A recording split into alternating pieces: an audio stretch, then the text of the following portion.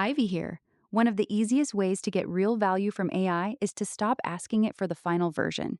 Ask it for the first cleanup pass instead. Try this. Edit this for clarity and structure. Keep my meaning. Flag anything weak, repetitive, or vague. Do not rewrite it into a different voice. That framing matters. You are not handing over authorship. You are using AI to tighten the opening, smooth transitions, and point out the fuzzy spots faster.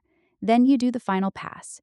Use AI as a friendly first pass editor, not as a replacement for your voice. Tomorrow, I will show you how to turn one good draft into a reusable style guide. AI